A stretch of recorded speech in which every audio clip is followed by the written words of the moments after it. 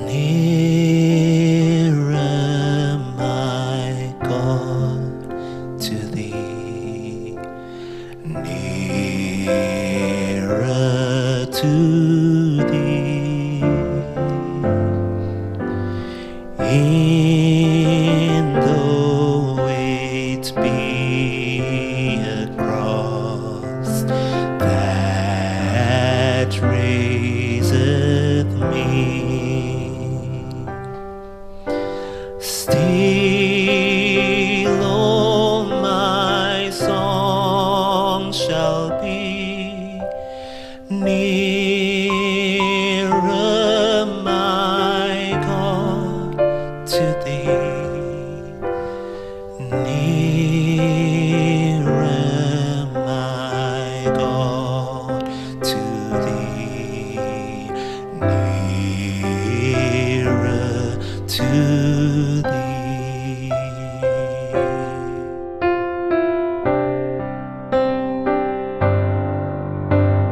Though like a wanderer, daylight all gone,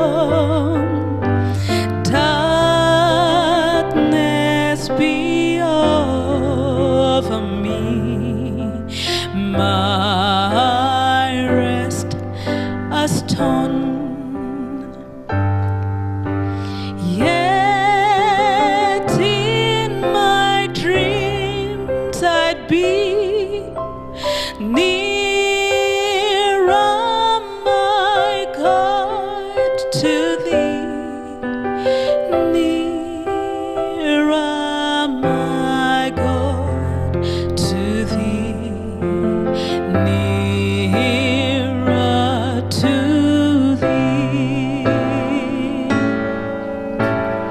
Then with my waking thoughts, right with thy praise,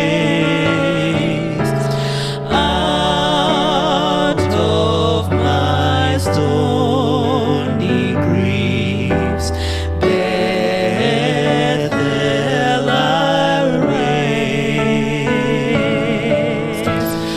So by my woes to be nearer, my God, to thee, nearer, my God, to thee, nearer to thee, nearer to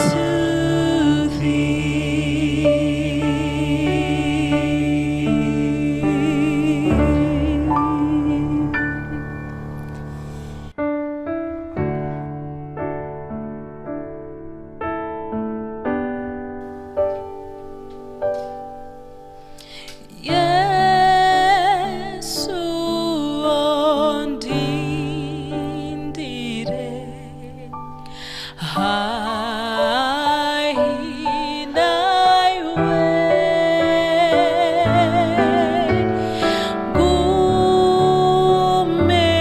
gumenkujwe chere mumagaraga. Thank you so much. Good evening. I want to first thank all of you for finding time to come and be with us in this talk. But that said, I want to read the Seventh-day Adventist position, especially in the line where they are calling it in the line of philosophy. That is after they have their motto and the mission statement. So they are defining the ambassador. The ambassador is not an extension of the Pathfinder Club. It is a different programmatic format.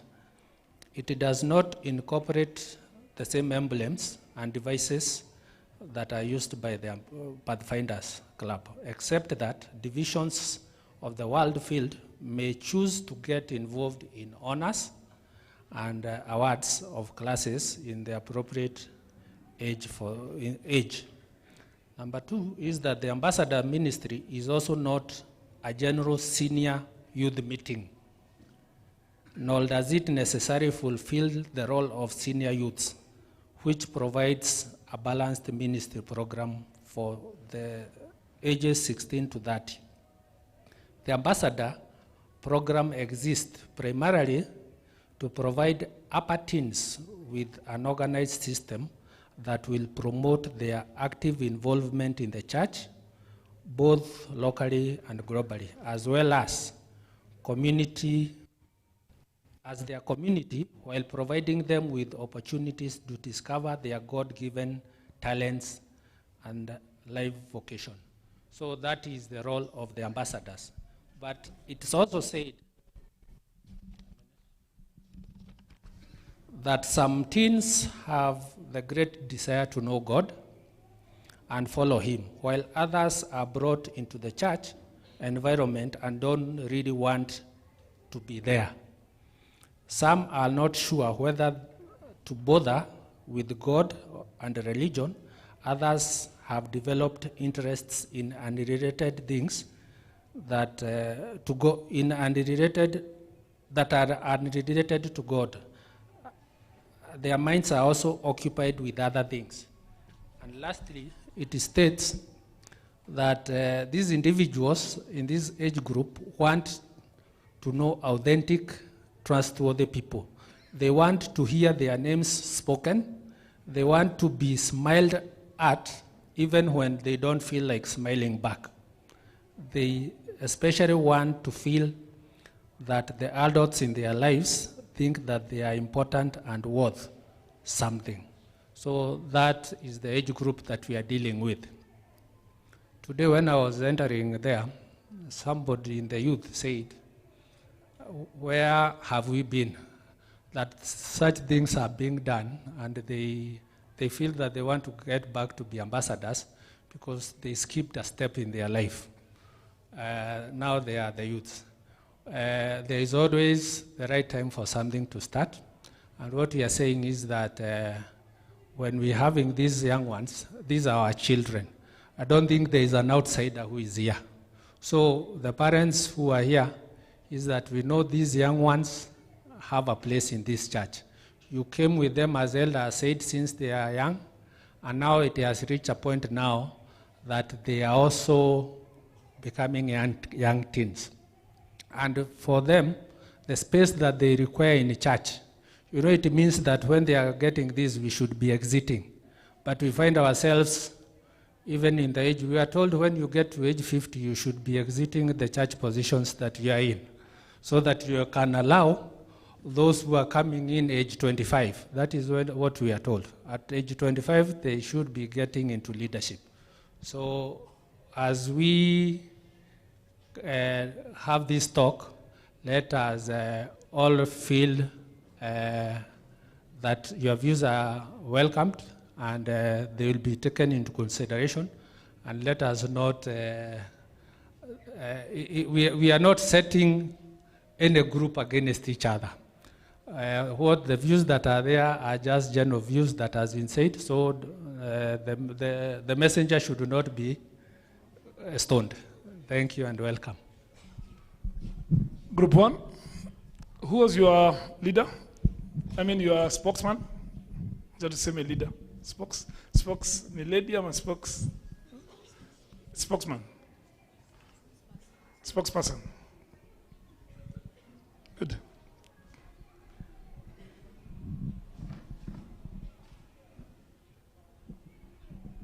Praise God. Praise God again. So our pitfall was about leadership in the church, and we tend to we drove the interest to the elders because, yeah. So the first thing we talked about that the elders are not doing is there's wrong approach in matters redemption. Like the leadership has not created a conducive space to allow for people to access counseling or rehabilitation. The focus mostly is about preventive rather than what if you have found yourself in a position where either you're addicted, either you have gone wayward. What happens? The church leadership is not talking about avenues through which you can be able to go to be able to get yourself out of that situation. And we said one of the things the leadership can do is it can create avenues for counseling, for those talks where it can also start a rehabilitation center where it can help people who have already gone. Because even if you look at the wider scale, most redemption centers are set up by either the Catholic, name it, but finding a Seventh-day Adventist rehabilitation center is something you cannot see in today's whatever society and all. So the next thing we talked about is positional roles and how we are not considered or even thought of. I tend to think age is just a number with this age and time because of technology and everything that's accessible to us in terms of knowledge and everything. So you find yourself being able to propel to that level where you are at pinnacle if you expose yourself to certain knowledge of certain capacities. And that is what some of us have, grasped, and we have gotten to know so much about how we can be, how the world is, how certain things can be done, and we have perfected them, but we are not given allowance to access positional roles, especially in the church, because people think we are young and all that. And that's a narrative the leadership should change. The next thing we talked about is availability of the leaders and how personal relationships, us with them, is intangible.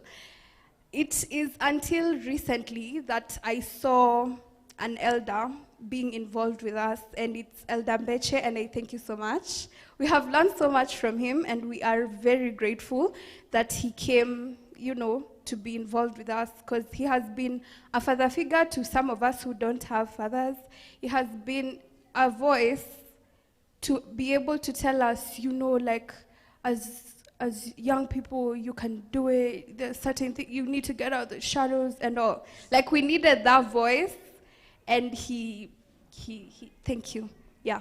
So we can't see the personal relationship between us and the leaders because they are not making that choice to be accessible.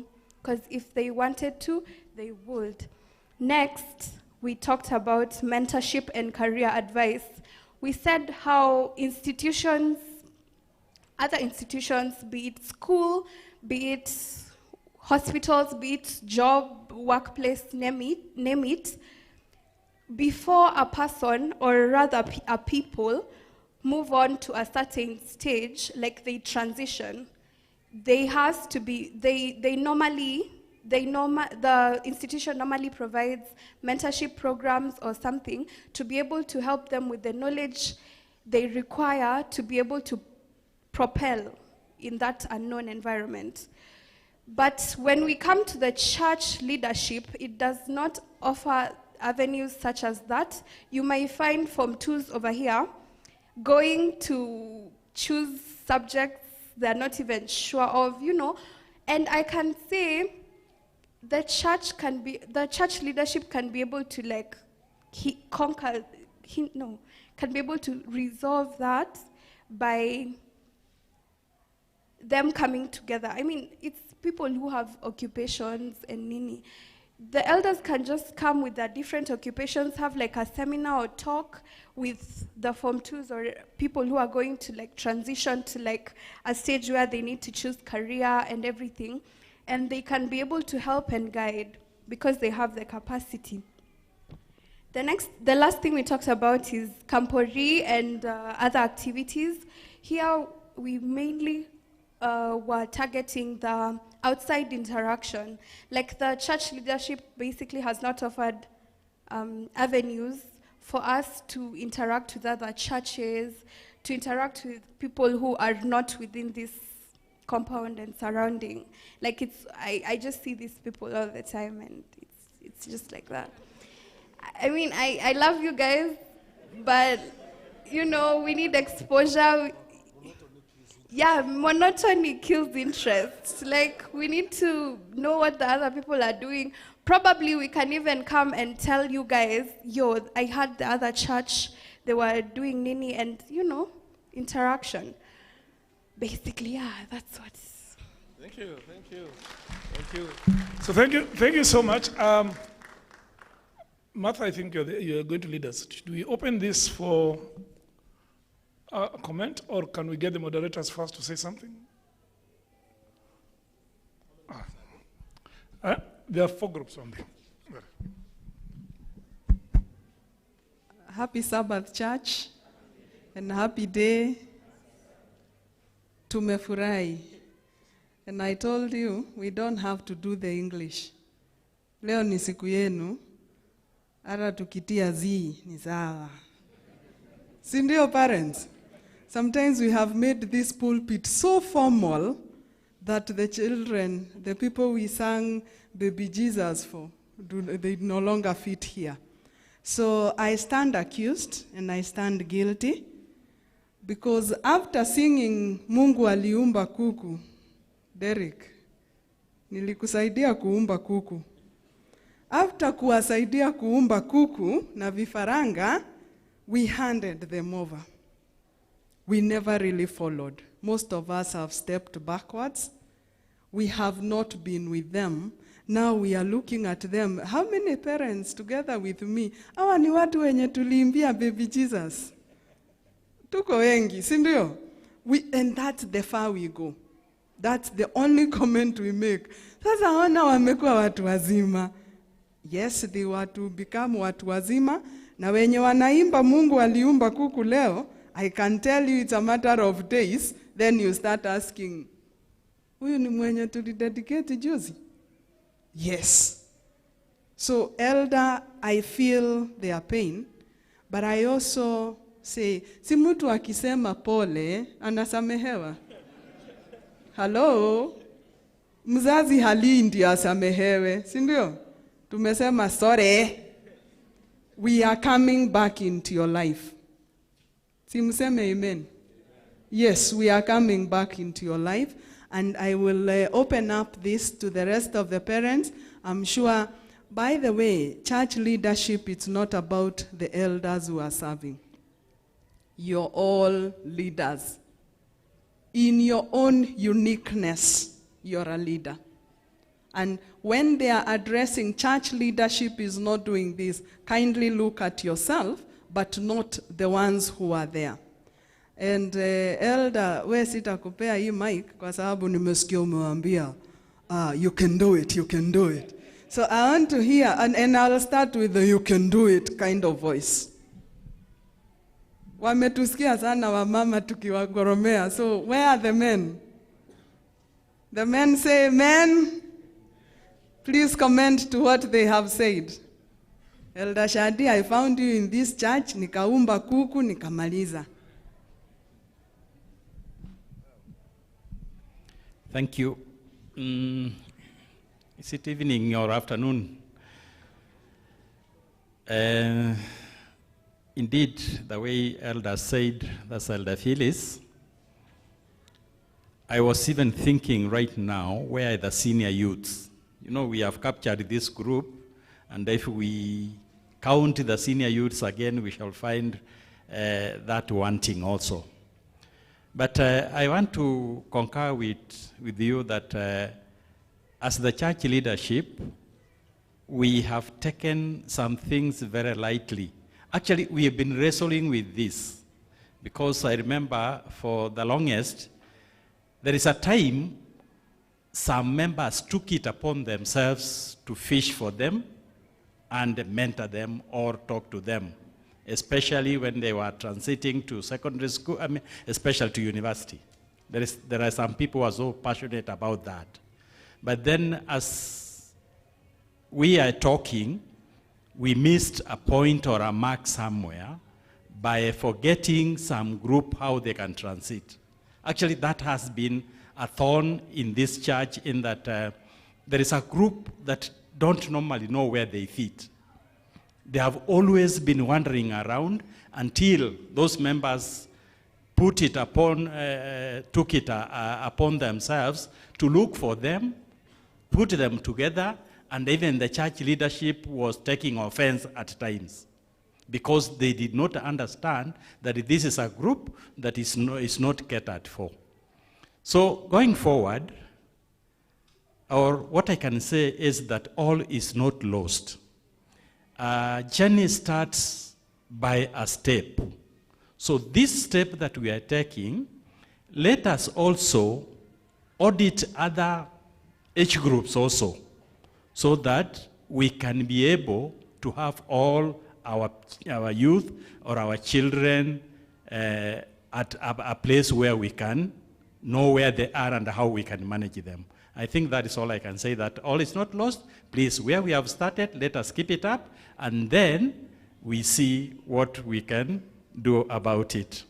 So, ambassadors, all is not lost. We are going to redeem you from where we had dropped you. Thank you. Thank you. Clap for Elder.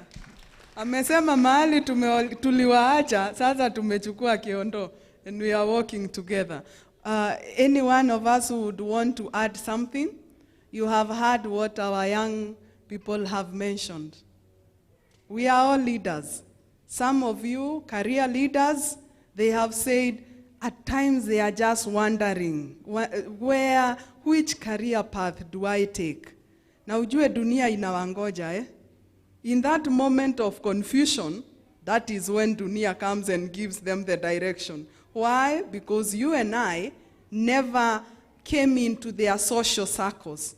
We remained in church, and yet they have other facets of life that they are trying to balance. In which case, you all can come in. Nani anaongea? Elder? Oh, you want to give Elder? Give Elders first. This elder. Give Elders first. Happy Sabbath, church. Happy Sabbath once again. I'm just happy to hear the young people talking, because when they eventually come to us, at that level when they join colleges, you see confused people. You see a student has come in with an A, and he or she does not even know what they want to do, what career they want. And for me, I feel sad because our students are coming from a church that has all the professionals, all the resource people. I think we can do better. And as my young girl is saying, let's be involved. Like Elder says, Christianity is a lifestyle. It is wholesale. It's not only the spiritual. There's the social, there's the career, there's the what? You know, it's all round. So we can do much with our young people. And then I also wanted to comment that COVID has done a great thing. Some years back, our elders were, let me say, senior citizens like me.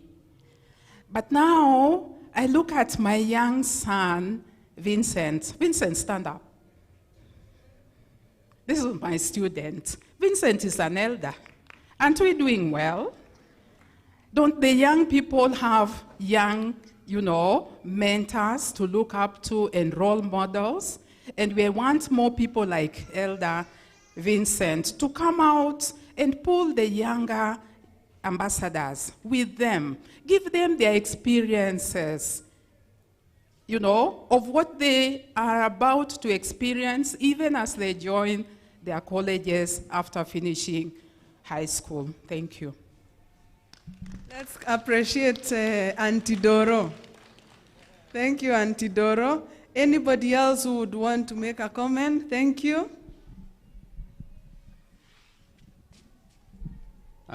Thank you. Mine, I can see these things done, but the issue is just planning and implementation. Because talking about career choices, we have all of the professions we need. We have lawyers, all of them, name them.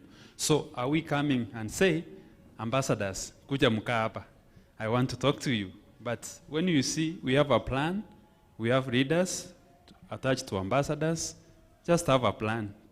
And just come and ask anybody that you know you are a lawyer, I would want you to speak to my ambassadors, and then it is done. About interacting with others, I think if the leaders say today we want our ambassadors to go to Nairobi Central, we are going to Kisumu, who is going to deny them? I don't think any parent is going to say no, the ambassadors are not going. But they can't just walk and say, next week we are going. For me, I can see it's a matter of just planning and having this done. Thank you. Thank you. Elder has promised to support the ambassadors. Ameuliza ni nini itawafanya wasiende, si ndio? And I'm not the only one who had elder. So wakati wanaenda, you'll be the first one I'll call. Now, anybody else? Before we ask the ambassadors, is there anything that you feel haikutoka venye ulikuwa unataka? There are other groups, and today we want you to speak out for yourself. I love it when you speak. There are other groups, and probably there's something group 1 left out when it comes to the church leadership, the interaction. I had something like the church leadership is on ivory towers. Elder. Hata elder kusalimia ambassador, iyo ni sana. Anakupita hivi. Then anaenda, hello my sister. Wewe si sister. I think we are challenged, elder. And probably we need to come down from ivory towers tufike hapa chini and extend the conversation. Not just how are you, how was your week? Not just that. For the girls, you tell, and you're looking beautiful today. They live on that affirmation. The young men, and you're handsome. Has any girl smiled at you? And that gives them that smile and a sense of belonging in the church. Thank you. Anyone who feels something yenye elders, the church leadership needs to do something. The elders, they are the future elders, don't worry. The coming in elders. Anybody? Thank you. Maybe, sorry? Today is their day. Allow them to talk. Yes, somebody's hand was up? Hata we leo ni ambassador. No, we tumeenda kwa ambassadors, lakini because he's an ambassador elder, you can while we usher in the next. Thank you, Elder. I think there's a question they posed to us. Do the Seventh-day Adventists, do we have a rehabilitation center? Yes, probably we have lost these young people, but we need to redeem them. The question is, do we have this rehabilitation center? Probably I can say we don't have, but the rehabilitation center can be this church. The next thing is the approach. Sometimes when we see these young people, we think that they don't know. That's the challenge we have. We think that we are old enough. Number 2, we are more educated than them. They cannot advise us. What I think we should do, we should humble ourselves, do ourselves, to be in the same level with them. We reason together, then to give what you call the way forward. Thank you, Elder. Thank you, Elder. Now, Elder Mbeche, if I allow you to talk, you might extend. And I want to, so I will hold the mic for you so that you don't talk a lot. Let me not talk a lot. Good. Now, there are 2 things that have been brought up. We'll ask Pastor. Pastor will address them. There was the issue of, and I think that was nice, mentorship and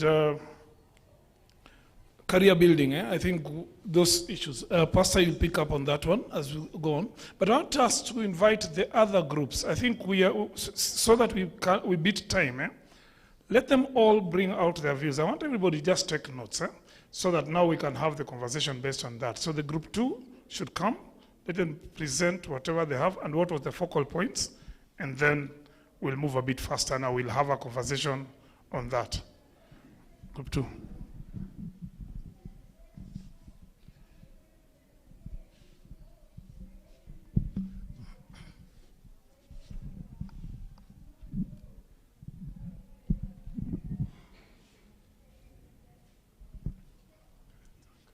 Hello, church. Excuse my deep voice for those who can't hear me. The problems we went for in group 2, there were problems facing with evangelism in... oh, okay. Sorry. I'm Ted, by the way.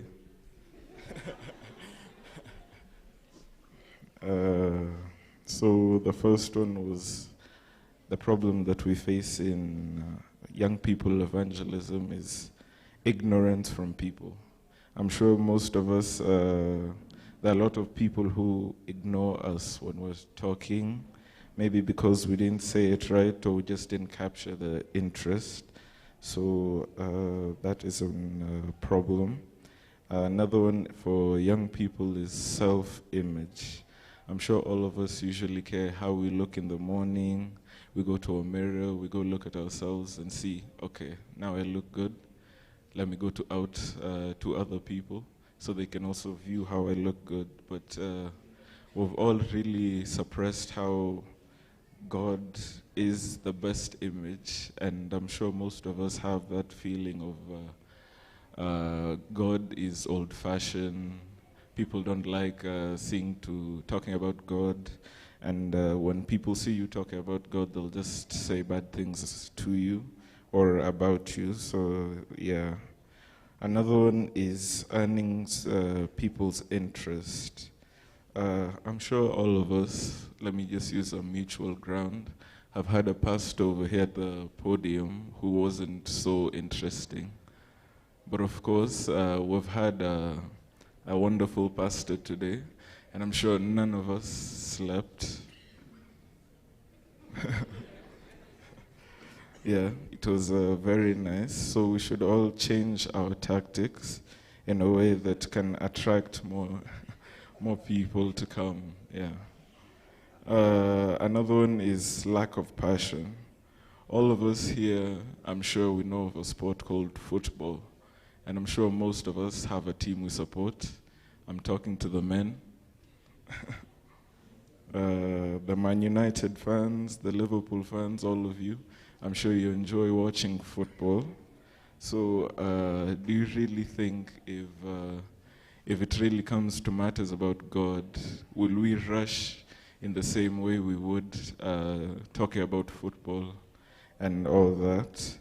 Also, lack of confidence. Confidence is a real issue we face as teenagers. I'm sure we've all had talks.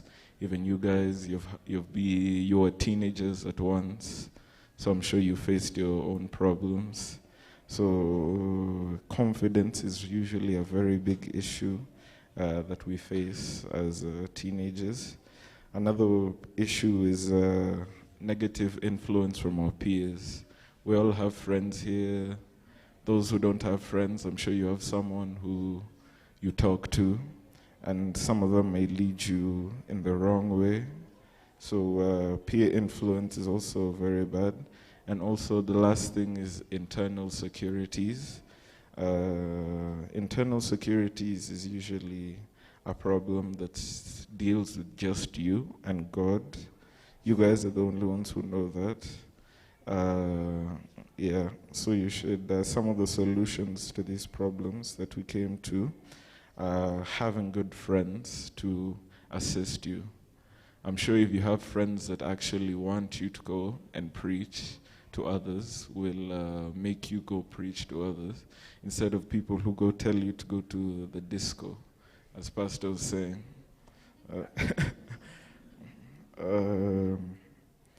Another one is in believing in yourself. I'm sure you hear this a lot about believing in yourself.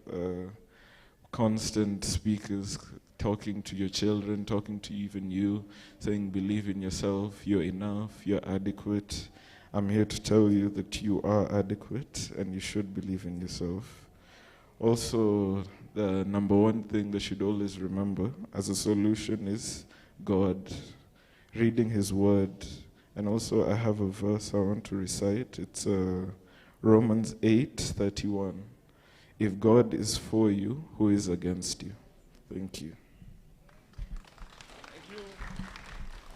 Thank you. The next group, as it's coming in, I think if you listen carefully to what he's talking about there, we can actually see your young people are not sure about themselves.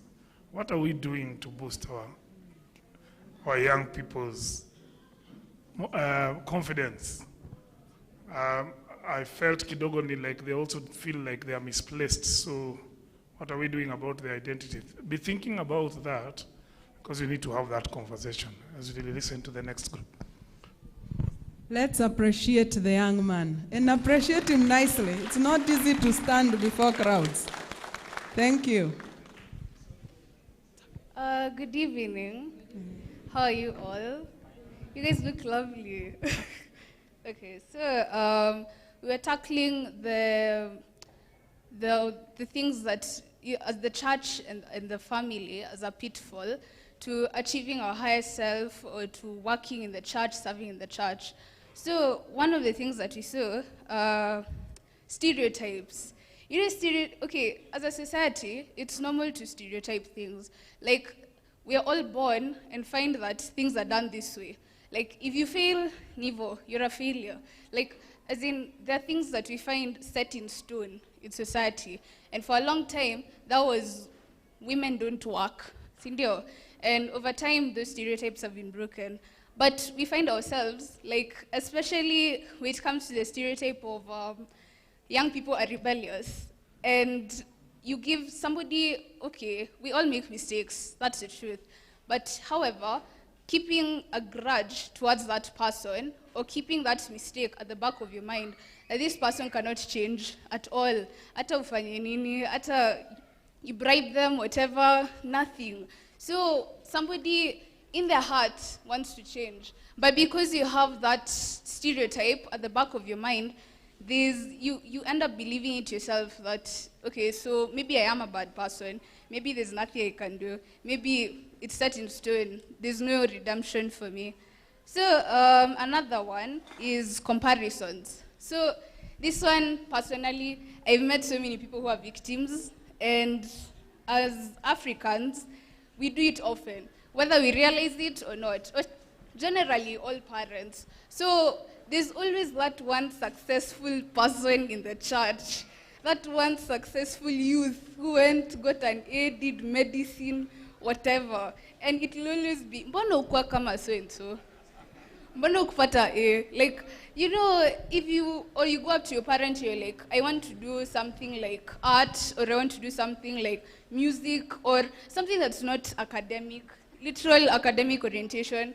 You go up to them, it'll be like, nah, you know, so and so, you know, say anapata pesa mingi, and you want to do music. It will always be this, no, be like so and so. They did this, they're successful, they're earning, they're meeting people, going places, yeah. And at the end of the day, it becomes a thing of, so I can't do something different, or I cannot decide to invest in a different sector in life. Because life isn't all about academia.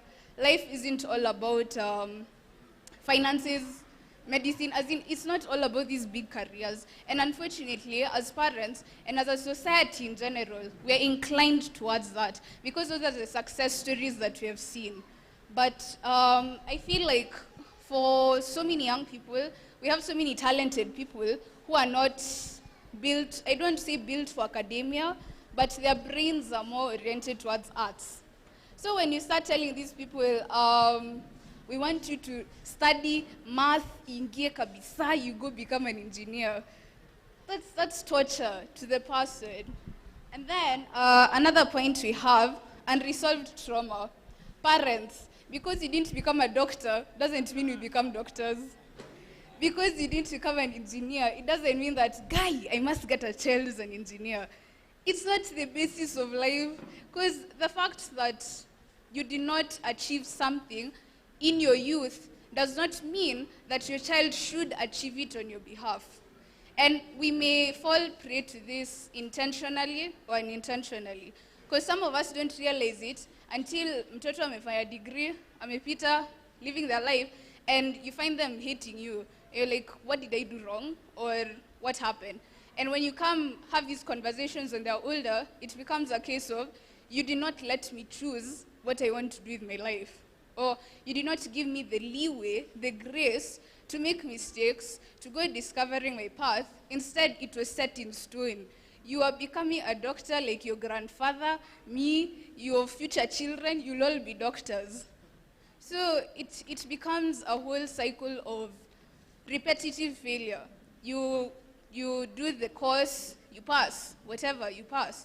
But then at the end of the day, it's like, have I really done what I was meant to do in this life? Have I really achieved my destiny? Then another thing is reverse psychology. Parents and generally adults love talking in negatives. Aya, wenda tu ucheze nje. Wenda tu, we lala tu, utaona, lala tu. And it's not like, instead of saying, wewe, enda, usome, it's, aya, we, tupa tu vitabu. How is it helping anyone? Because at the end of the day, it's like, what have you communicated? You're just saying, don't do this. Doing this is wrong. Do this. Usemi what will happen. You'll just be like, aya, we lala tu. Ama, we watch TV. You know, it doesn't help anyone at the end of the day. Instead of just approaching directly, Sama, now I'm leaving the house, but I prefer, instead of going out, stay in and read, or stay in and play inside, instead of playing outside. Instead, unasema, aya, we toka nje leo, toka tu. It doesn't help anybody. Direct communication is something all of us, generation to generation. There are no parents, or very few parents, who have been very direct in what they're saying. Even, I'm sure the older people in the audience can attest, even their parents spoke in the same way. Fanya hivi uone. No, not even fanya hivi uone. Aya, we enda tu tembelea tu watu. It doesn't help anybody. Then another thing, lack of trust.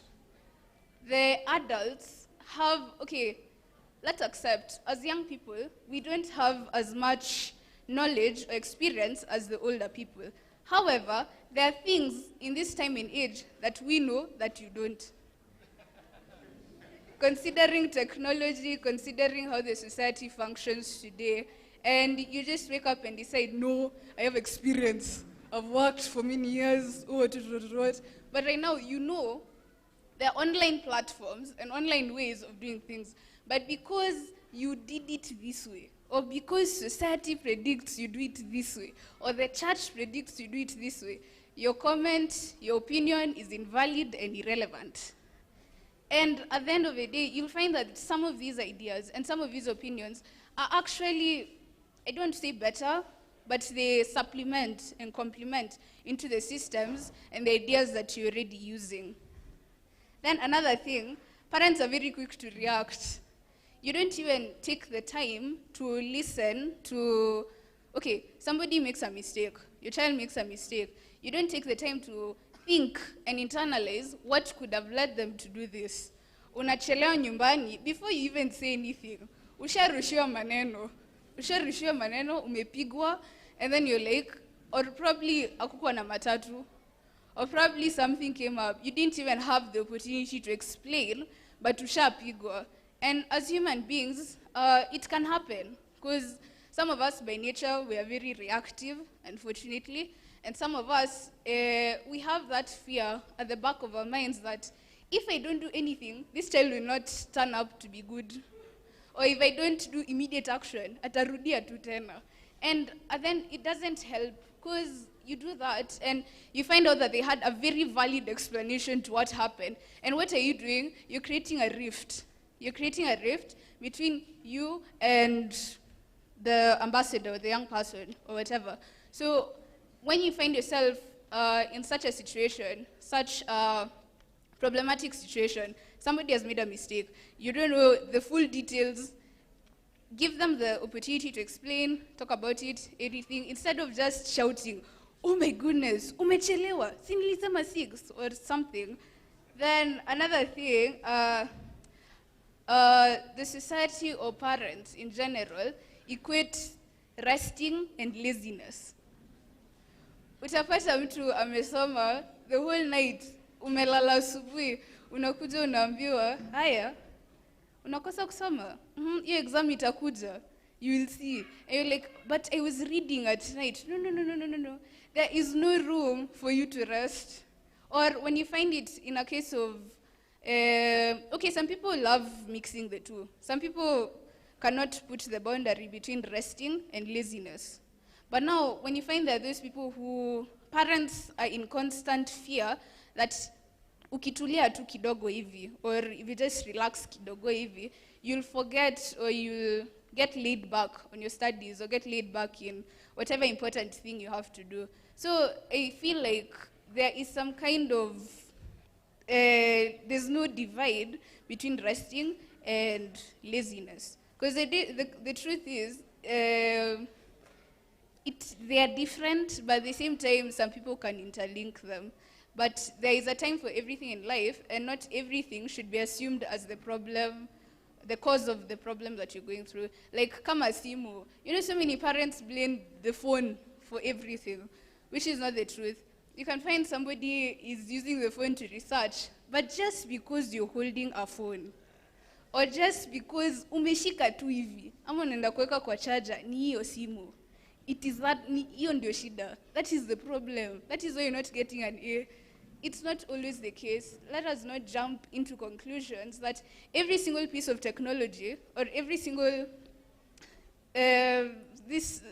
period of rest or every single period of something that does not involve working or something that does not involve academics is wrong, and it does not help anybody, and it's just going to be the cause of your downfall. That should not be an assumption that we make. Yeah, and the academic orientation, not everything should be academic. Not everything is academic. Because, for instance, we find that, I touched on this earlier, about people who are more artistic oriented, or people who are very talented in something.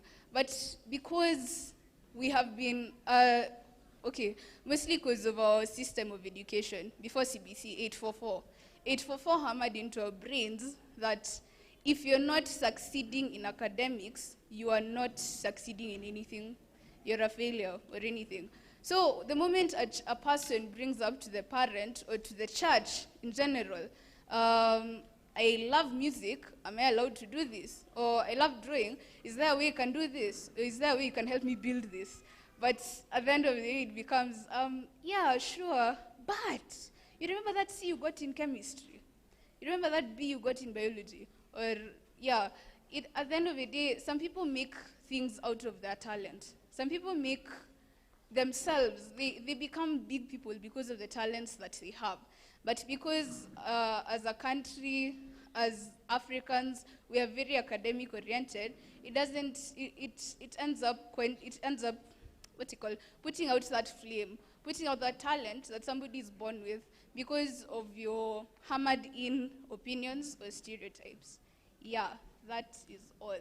Thank you. Thank you. Clap for Neema. Lakini wacha nikae hapa nipate hiyo vyombo haijaoshwa. I think, thank you so much. We want to appreciate that group. Clap for the entire group. Wazazi mtapiga makofi mpaka mchoke because hamujapiga for the last 10 years. Thank you. So the last group is the last group. Yes, karibu Dylan.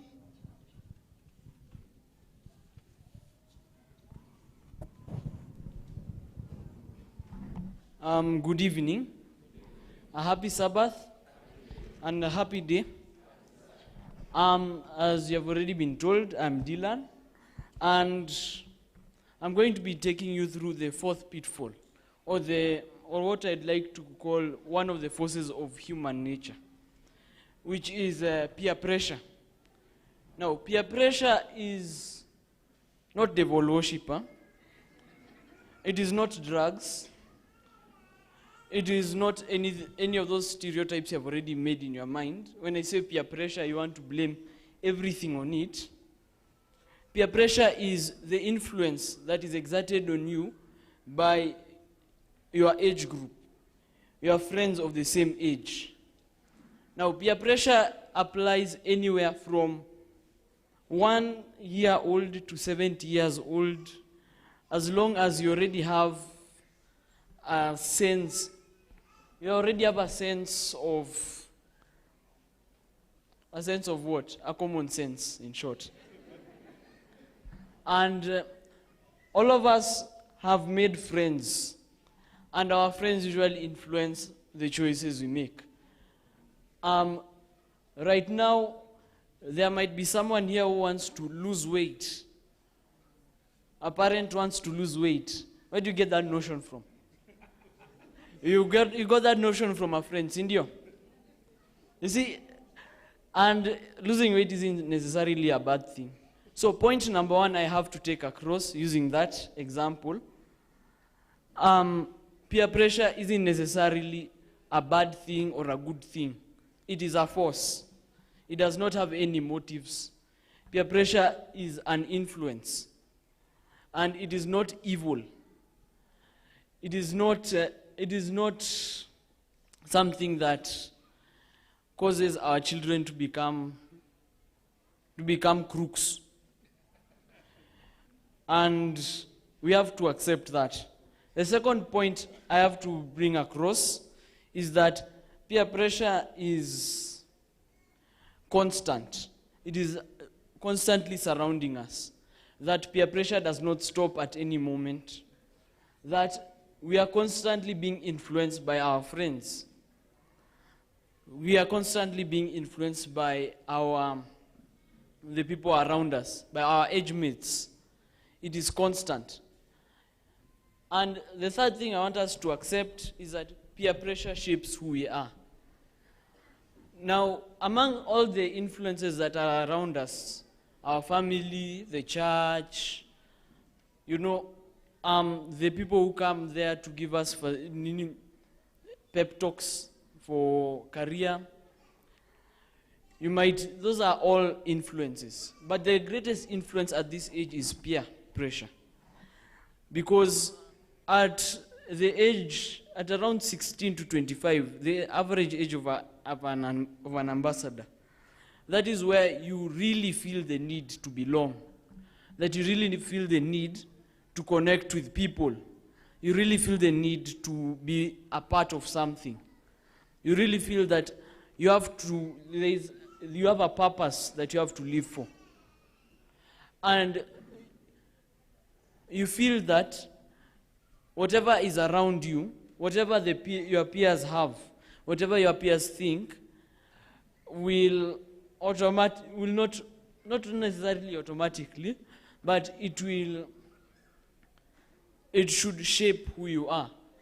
I should be like so and so. I should what? I should be tall like so and so. I should have base like so and so. And sometimes it's usually very intrusive. And you want to belong to a certain group. Now, there are two reasons why someone may fall into peer pressure, where someone might be shaped by peer pressure. One is to seek acceptance, to be accepted by his or her friends, to be like one of the people surrounding them.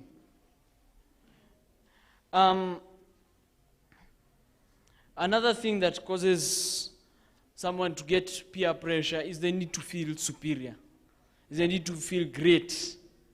You want to be rich. You want what?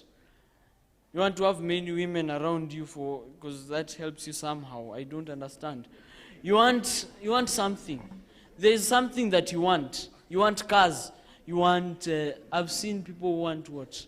I've seen people who want to really pass education-wise. Pass. There are people who really want to become billionaires. Recently, I met someone who was telling us that Elijah has a billionaire mindset because he would not accept to crumble under pressure. That was a very interesting thought that I got. And along with that, the things that can cause us to crack or break under peer pressure is when someone has a very low self-esteem.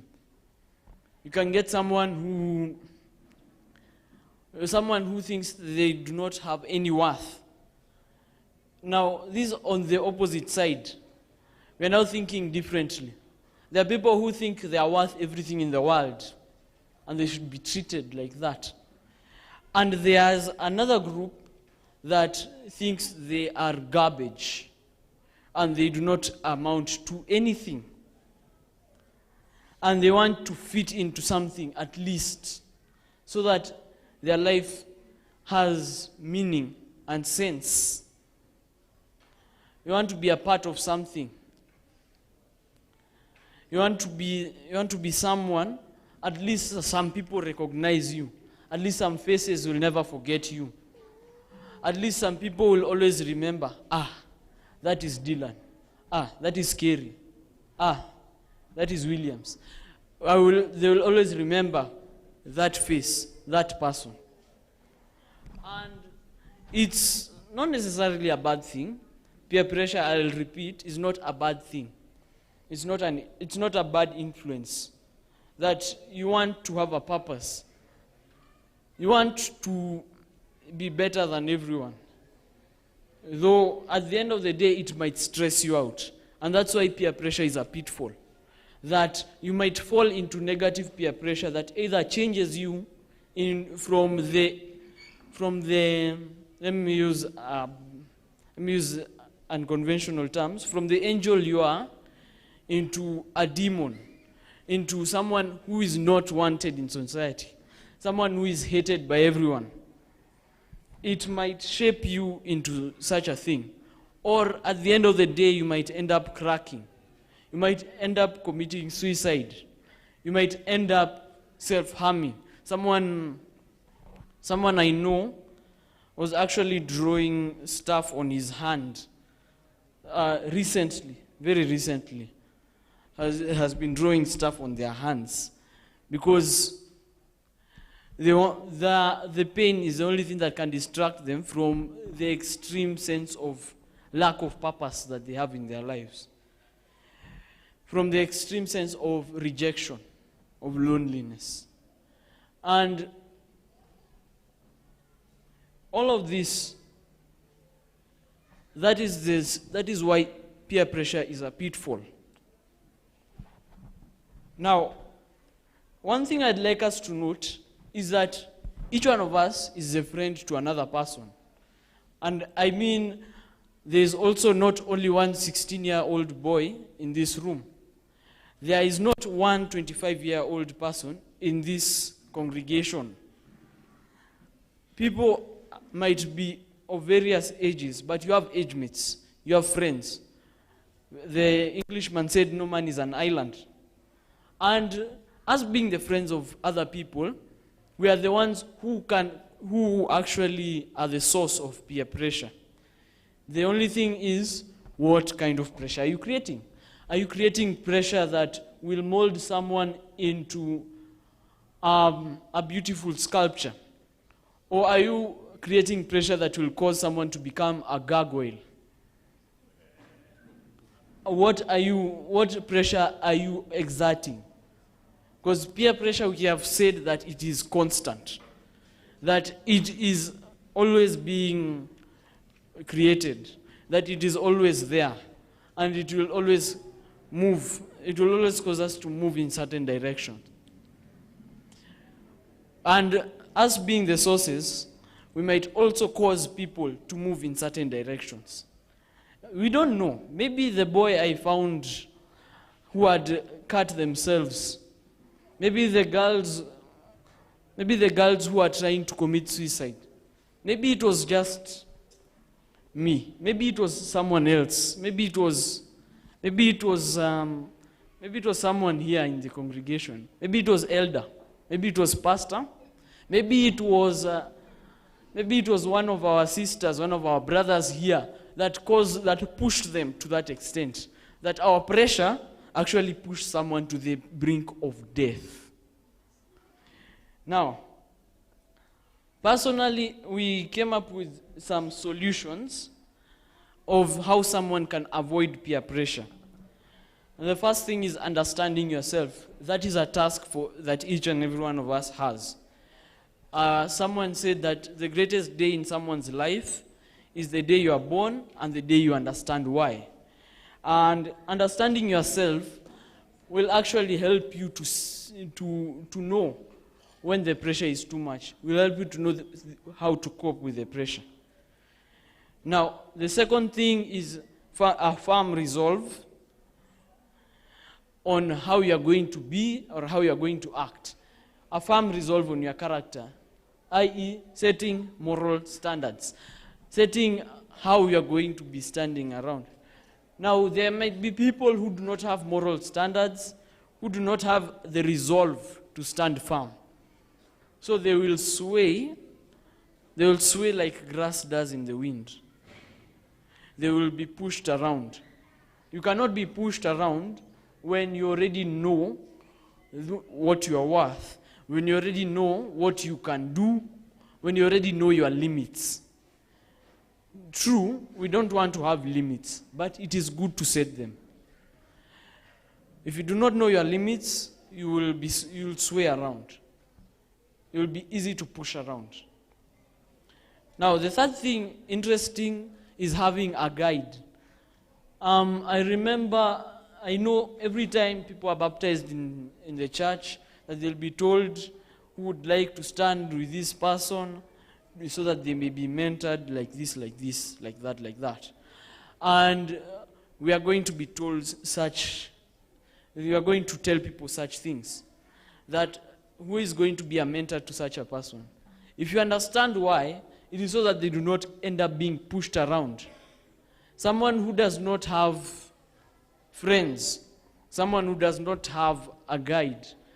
We have talked about a boy called Chira here, and he did not have a father figure in his life. He did not have a male figure in his life. And that really impacted him so much to the extent of death. Just imagine that. Not having a guide to protect you from the influence bending you will actually cause you to crack. The fourth one, you should be involved in stuff that do not lead you to peer pressure. Now, people usually put themselves in situations where they know, not necessarily they know, but they are not careful enough to notice that they might be pushed in a direction they do not desire to be pushed in. And they'll end up becoming different people. You might end up in the wrong crowd. You might end up with the wrong people. You might end up with the wrong kind of surrounding if you do not put yourself in the right place. If you do not put your hands in the work that is very constructive. Now, some people might find work like a man we were talking about in the morning today. This man actually had a talent in art, but instead of majoring on art, he only painted 3 paintings. But the rest of the time, he was making counterfeit money. And it's not any normal counterfeit money, it's dollars. So he would make counterfeit dollars, and he would circulate them. He made, and each dollar was made with about the amount of time that it takes to make one of the paintings. It's very funny to really let that sink in. Now, let me hammer it down. Each of the 3 paintings was worth $5,000. Each of the total, all of the counterfeit money was only worth $224.50. And that was having it mixed with the real money. Now, in such, the last thing that we are going to bring about is making wise choices in the friends you have. Some people make friends who will lead them astray. Some people have friends that will want to do this because they have the freedom to do it. And it's not, having the right friends will make sure you have the right kind of influence, the right kind of peer pressure. Now, just one more thing to the parents. Whenever you think about peer pressure, we always think that our beloved little child is going to be influenced by peer pressure wrongly, and then he will become a crook, he will start a devil worshipper, such stuff. It's not very good, because most of the people here, most of the ambassadors at Creator Church have very good friends who will show them the right way, who will not lead them in, who will not lie to them, who will not show them into the wrong path, who will not throw them into a pit, who will not lead them into a pitfall. Just a personal experience I'd like to share. Now, it was an academic clinic. We had talked to one teacher, and the teacher said that I'm a very good student. You know, all that. She said that I do very well. On the other side of the table, she meets one of my friends, and she says that this person does not perform well because he has bad friends. Now, I ask myself, am I a bad friend? It's really bad. In this case, you as a parent of someone else's son is influencing me to think that I'm not doing enough. I'm not a good friend to show my friend a good way. You're making me think that I'm a crook. I've become wicked. That I'm causing my friend to join the worshipper. And I personally have not done any such thing. I've not done any of that. But it really makes an impact. It makes someone doubt themselves. It makes you doubt your worth. So, just the last urge to parents, do not blame peer pressure for everything. Some of us are actually trying to become good friends. Yes. Let's appreciate Dylan. Hiyo si appreciate Dylan. Dylan, simama tu. Ni mikono tu anatumia. Appreciate this young man. And you appreciate his group. Yes, they have done. You know, parents, this age rides on that appreciation. And sometimes it breaks my heart when one child presents something, you clap, hey, amen. The next one presents, you keep quiet. To be honest, your judgment is as good as mine. You're breaking the other child. You're breaking the other child. So become consistent. If you're saying amen to one, you say amen to all. If you're saying, it's so that we ensure we are raising them up in the right environment. Today is their day. You have spoken. I am looking at this child as I hand over to the next moderator. This child who at home has been compared with every, by the way, munapata A ndio mkue? You work very hard so that you become? Doctor.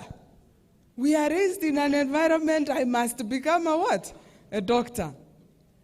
And as I was listening, I looked at this child who has been compared to everybody in the church. Huwezi kuwa kama fulani. Hata hasumbui, hata hako hivi. That is at home. Anafika kanisa, why are you walking with so and so? Anafika shule, the next question is, this one is good, you're bad. Mtoto atatorokea wapi? The discussion is open. Thank you. All right, thank you. Time is really running. I don't know where it's going to, but it's really running. And we really wanted to have our speaker will need to comment on a number of things. One of the two things I think ilikuwa ni mentorship, and then there's a whole score of things that have been said. And it's driving us to something. How are we becoming influential? Kwa hiyo party peer pressure, because it seems like according to how Dylan ameweka kabisa, peer pressure is affecting each one of us from the time we have common sense to whichever point there's a person putting pressure. Do we think we can inject ourselves in that kind of nini by setting an environment for the peer groups to do what? To become a place where we bring them as a peer group and model them as a peer group to work and influence one another, because it seems that's very effective. Could it be something like that that could happen? And maybe something we need to ask ourselves as parents. Since mko parents hapa nyinyi wote. Did you know all these things are going on? And you know this is just an hour's talk they have discussed. That means there's more that they are having that you don't know about. It is this year that you have to make that conscious decision. How much do you know about them? It is this year that you'll have to make that conscious decision that how do you want to make a difference? Because if they're complaining right now that we feel everything they're doing is wrong, I like the last one, Dylan and Sema. Somehow I'm focusing on Dylan because that affects me direct.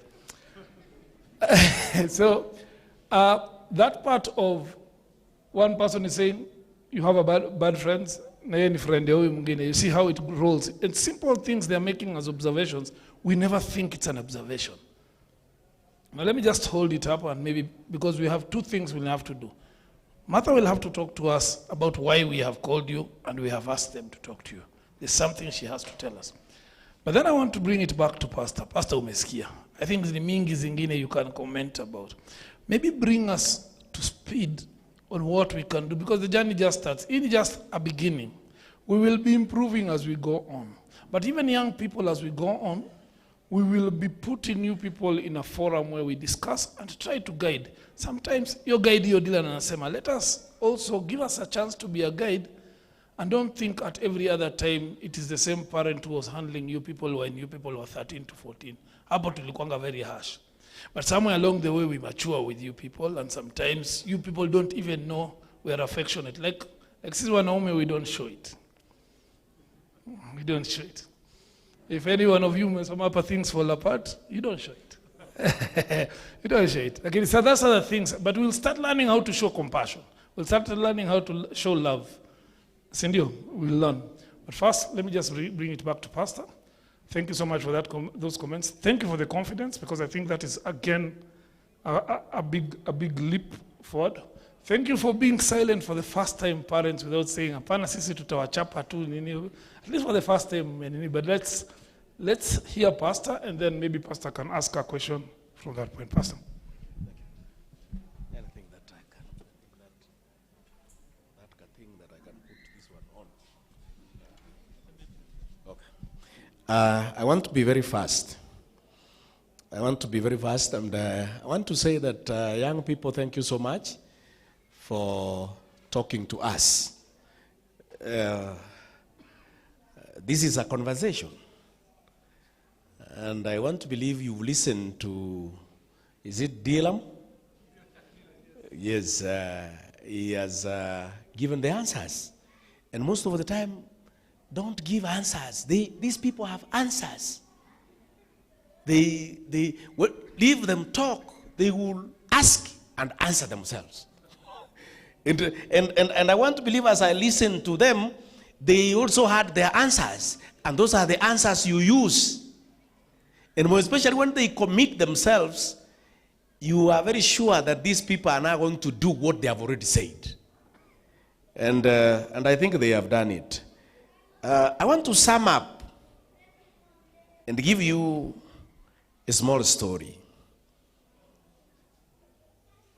Once upon a time, in a quiet village, nested amidst rolling hills and lush green vegetation, lived a family.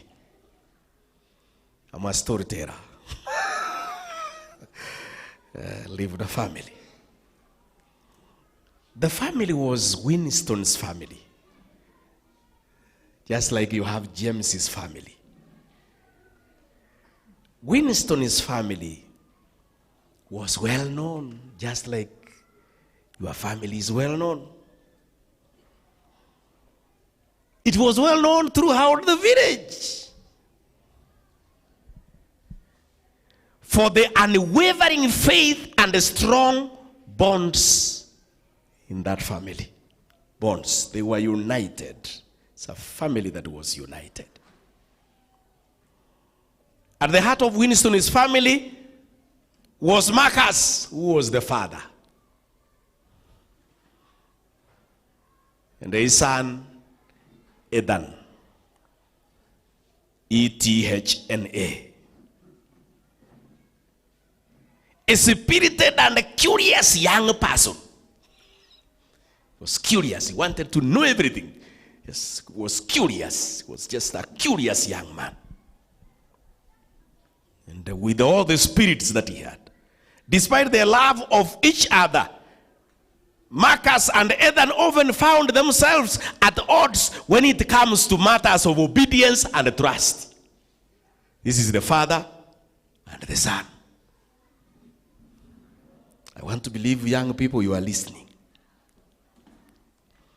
On a Sabbath afternoon, Marcus decided to take Ethan on a journey through the densely populated desert to the nearby village forest, which was thicket. So he decides to take the son into the thicket of the forest. Have you ever walked with your son? Listen to that story. Don't just listen to a story. Create something in that story. There are answers you are getting from that story to the questions they have been asking. Because I am a storyteller. And there is nothing good like when you are a storyteller.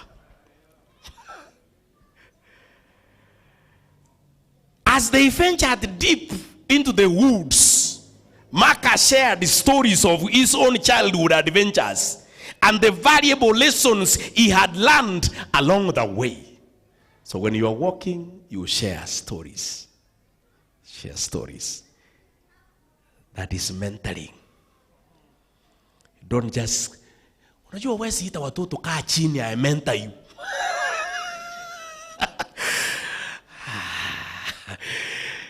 You mentor them along the forest. Along the forest. You tell them about your stories. Me, I have only girls.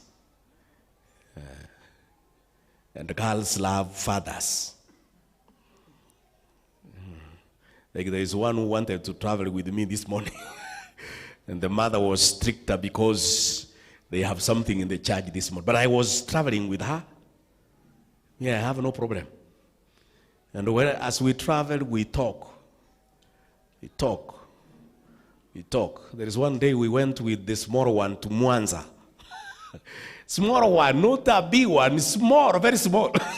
With the diapers. And I was alone. But you see, when she is with me, she has no problem. She is comfortable.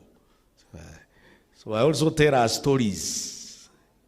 Tell her stories. At our home, we were more boys than girls. So I have stories for boys.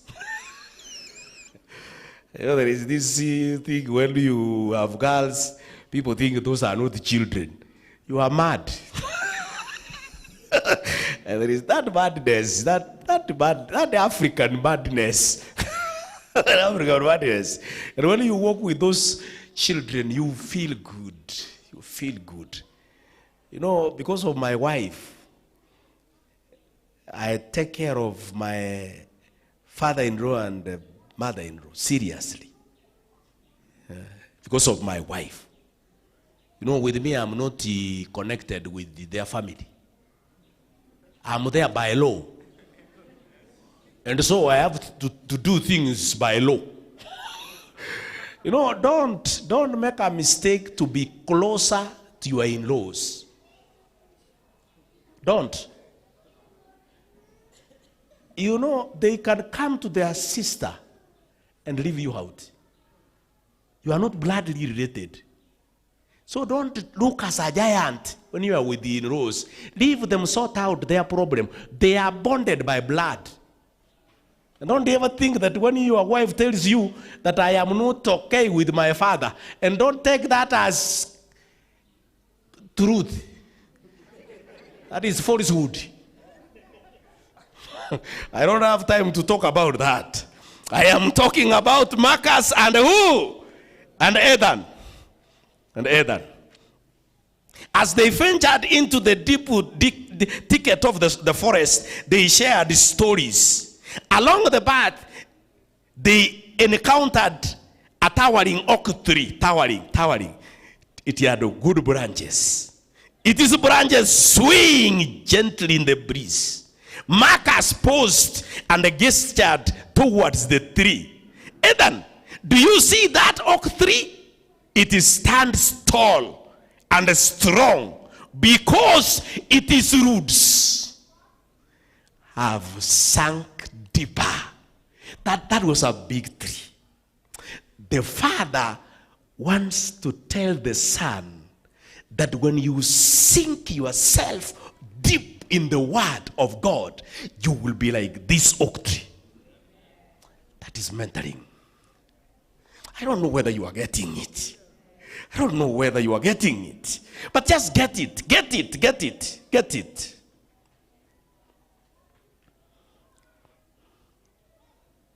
Marcus shared stories of his own childhood. Yes.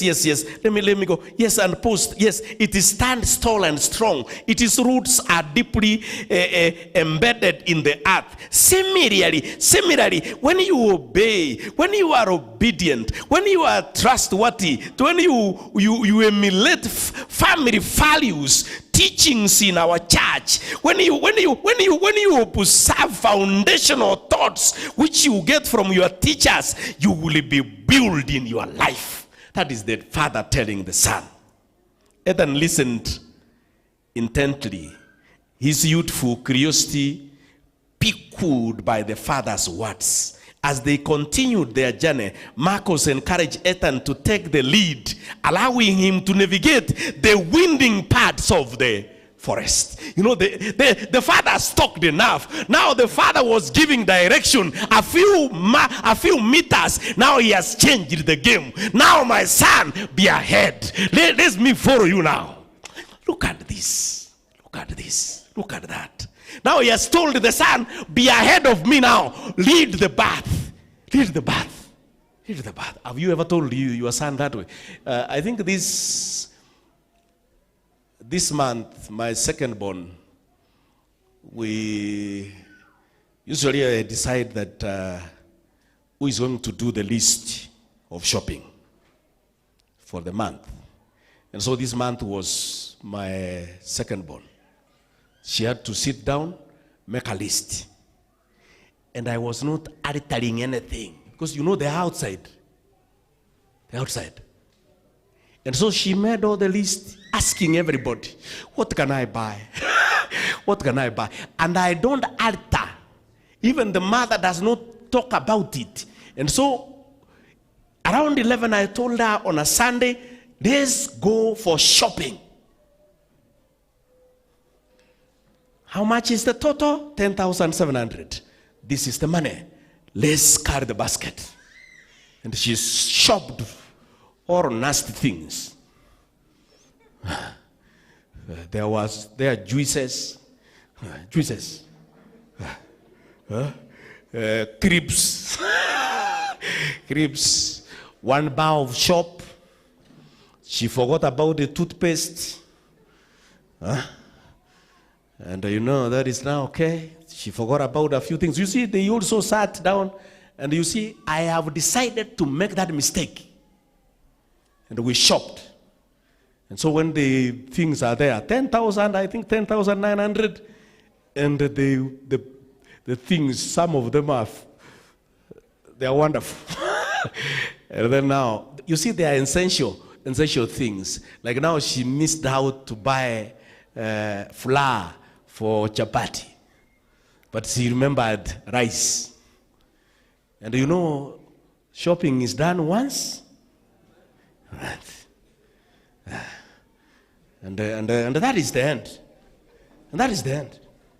That is the end. You see, what we did with my wife is to make sure that in our bedroom there is soap for bathing, there is toothpaste. That one, you see, we bring it secretly.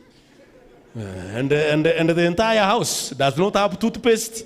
I don't know how they now do their things. They don't have shop for bathing, and they can't ask. The decision was made by them.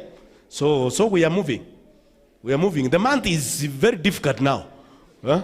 And very difficult. By the way, now they cook in this more than anything else. Yes, cook ugali vegetable. And you know, we are not blamed. They are blaming each other. And we have no problem. We have no problem. So sometimes do it. Now the next time I saw because the elder one now is the one who's going to shop for us as they go to school. Now I saw her making some amendments, asking her, you never put this. And now she's writing. By then they will learn. What about if we die?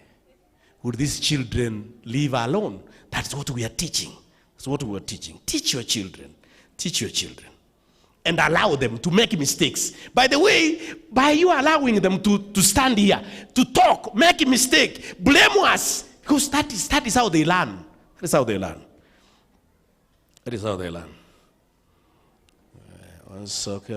Okay. We have reached somewhere here. Yes. Marcus. Yes. Ethan Hester. Oh, at one point, they reached a fork in the road. And Ethan stated, you see, they have reached in a two-way. They have reached 3 ways now. They have approached 3 ways. And the father is behind. He's not leading. Do you know what the father says? The father says this, I trust you. Choose which route we will follow. You know, these routes are 3. And the son says, let's follow this one. It was the longest. And the father was from behind. Sometimes the son was tired. The father was there, telling him, let's continue. This is the route you chose. It's the route you chose. And they walked through with renewed confidence. Ethan chose a path because the father had instructed him to do, and took the longest path. With challenges, obstacles, long way, through each trial, Marcos offered a guidance and support, teaching Ethan the importance of resilience, patience, and obedience to the will of God. As they emerged from the forest, battered, tired, growing so weak, during the setting of the sun, they shared a tender embrace that we have reached outside the forest. From that day, Marcus and Heten walked hand in hand, united by a refound sense of trust, mutual respect. And as they returned to their village, they carried with them the timeless wisdom of their journey. That obedience and trust are the cornerstones of harmonious, loving family.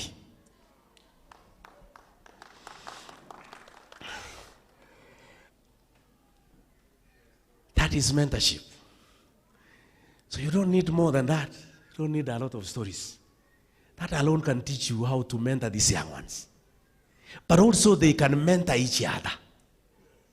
They can mentor each other. Give them an opportunity to mentor each other. Just like you have given them an opportunity today.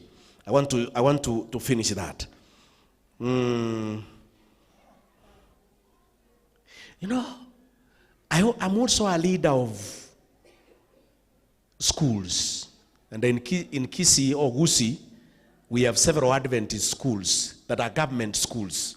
We call them sponsored secondary schools. And they are big. One of them is Nyambari High School.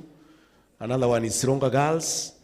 Another one is Tombe Girls. And they have several children, thousands and thousands. Like Nyambari High School has a population of 4,075 children. And those are many. Sironga Girls has 3,656 students. These children, I was a chaplain in those years. I was a chaplain for 9.5 years. And I was alone, leading children who are more than 1,000. These other children were leaders of the church. They will run the program of the church up to the evening. The only problem of the Adventist church is that they think these people can't run this church. These people run churches in their schools. They are elders. So, because you're Adventist, you think that young people can't lead. And you know, by choosing that one, but even this one is old.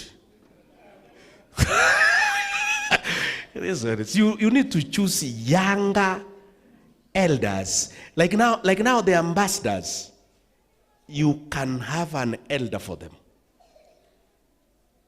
That is now mentorship. An elder amongst. You know, yes, these ones are there, but choose another elder there. An elder for ambassadors. An elder for pathfinders. Who is a pathfinder? You know, you sometimes surprise them and give them announcements to make in the church. That is now mentoring. But how do you mentor people? My president over the other side says, the more closer you are with me, the more I mentor you. So you be closer. So put children closer.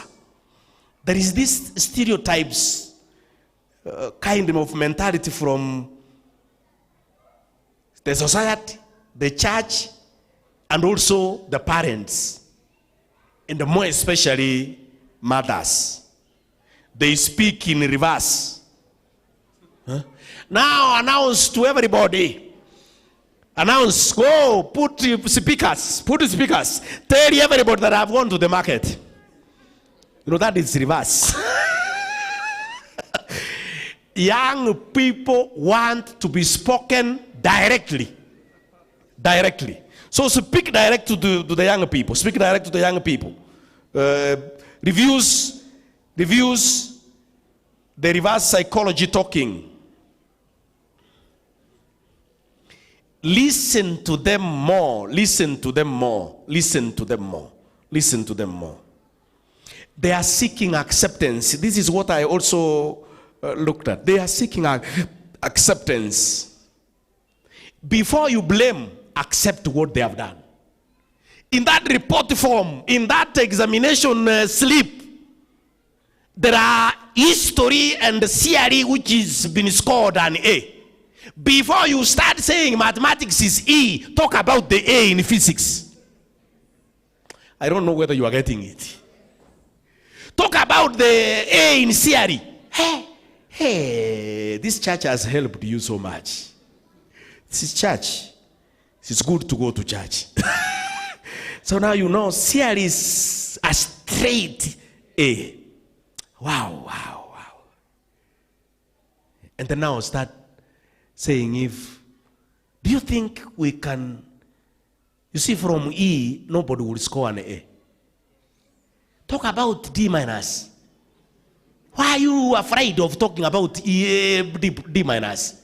So if somebody has gotten a D minus, why don't you talk about a D plus? Don't talk about, James of so and so, they are scoring A's and you are scoring C's, and you eat a lot of food in this house. No, now you are killing completely. You're killing completely. Because it is progressive. It is progressive. It is progressive. It is progressive. They progress as they move. Finally,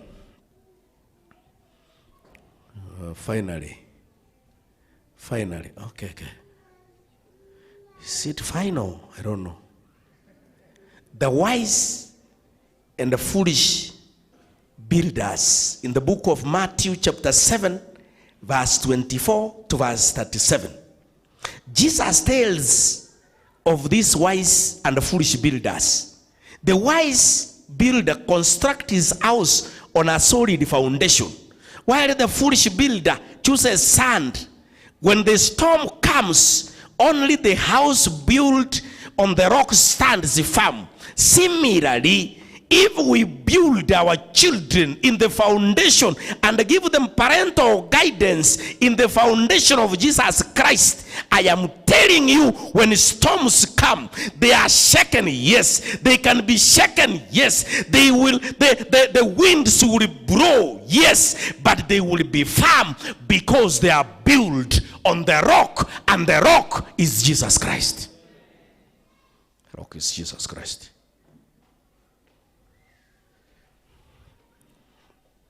Finally, parents and ambassadors. Obedience to Christ and with our families requires a corrective effort rooted in love, mutual respect, understanding, and perseverance. Let us embark on this journey together, guided by timeless wisdom of the scriptures that we have read today and those scriptures we never read, which are in the Bible. Fueled by the transformative power of love, may our homes be heavens of obedience, love, and perseverance, and the quality charactered ambassadors, where the seeds of respect are sown, nurtured, and harvested for generations to come, in the name of the Father, that of the Son, and of the Holy Spirit. Allow me to pray, moderators, because I want to hit the road to Kisii. I love you people. And I wish that one day again we will meet. And if we don't, let's meet in the kingdom of God. Am I allowed to pray? Our Father and our God, you have given us children by the name ambassadors. Today was their day. We have seen how wise they are. We have seen how intelligent they look. We have listened to their critical thinking on the questions, the answers, and even the presentation they have done as a feedback. These our children are intellectuals. They love you, our God. Give us the power to perceive them as your children. Give us the power to lead in front of them, and give them a chance also to lead us even in the thickest of the forest. That's like Marcus did to Eden. His children will be church elders. Give us the power in the church to hold them firmly, not to leave. Because if they leave the church now, they will come back when they are 60, 70, when the devil has really done damage on them. We want them to grow in the church, to be strong members and quality members, because they are going to be doctors. Others will be people working with the bodies of the world. Others will be doing their business. Others will open hospitals where we will go to be treated. Others will open shops where we will buy cement, where we will buy things there. Others are going to become merchants of making sure that we are dressed properly. Others are going to put groceries, big groceries, where we are going to buy food, and advise us on how to eat properly as Adventists and the generations. These children are married. They are all over. They are places. They can go to wherever they want to go. They are your children. Well, Lord, give us wisdom as a church to mentor them. Give us wisdom to lead them properly through the thicket of the forest. And when they are outside, they will embrace the church. They will walk with the church all over God. And these children will be massive in the world, and they will make differences in families. Bless them. Bless the elders who have decided to walk with these children. They might make mistakes. Give us the spirit of understanding so that we can understand them, so that we can bring them back to the fold. Those who have engaged in dirty business, those who have engaged in drugs, there are those who have engaged in illicit sex, there are those who have relationships that are not beneficial. Lord in heaven, as we rehabilitate them through your word to the church, help us that wisdom and bless us. And next time when we meet in this church, let us have a strong ambassadors group, and let the spirit of ambassadors move from this church as they grow up. Go to other churches. Go to Nakuru West. Go to Lanet. Go to places in this city. And Lord, let the ambassadors now go to mission. Let them change other young people. Let them be an example. And let us be a pioneer group in this conference and in the union.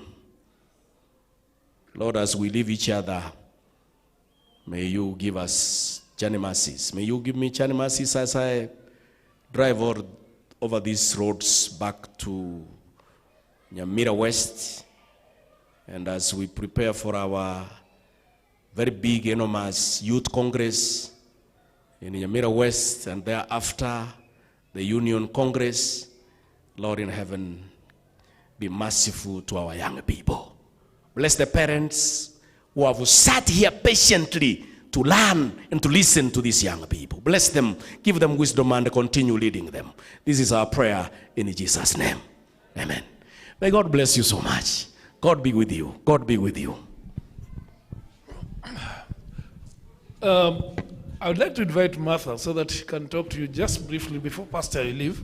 Maybe just something she needs to say. So Martha, and this is, she's going to be addressing all of us. Good evening, everyone. Thank you very much for being patient and sitting all this while and celebrating with us the ambassador.